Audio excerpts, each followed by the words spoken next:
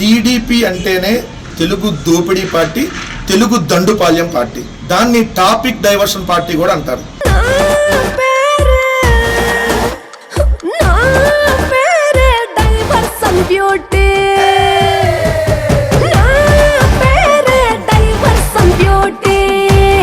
Super 6 తో పాటు వీళ్ళు ఇస్తానన్నటువంటి 143 143 హామీసెస్ మీద కూడా చర్చ జరగకూడదు. కాబట్టి ఇప్పుడు కొత్తది తెలుగుదేశం పార్టీ ఒక డైవర్షన్ పాలిటిక్స్ లో భాగంగా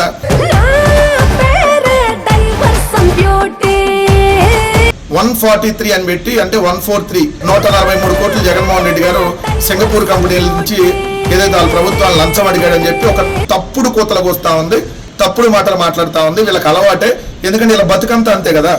ఇతను డబ్బు కోసం ఎటువంటి లత్కోర్ పనైనా చేస్తాడని కూడా రామారావు గారు చెప్పారు. అంటే వాళ్ళకి అలవాటు కాబట్టి ఆ తెలుగుదేశం వాళ్ళకి, దాన్ని జగన్మోహన్ రెడ్డి గారి మీద మళ్లించడం కోసం 143 హామీసెస్ గురించి అడుగుతుంటే వాళ్ళు 143 కోట్లు అని చెప్పి సింక్ అయ్యే విధంగా తప్పుడు ప్రచారం చేస్తున్నారు.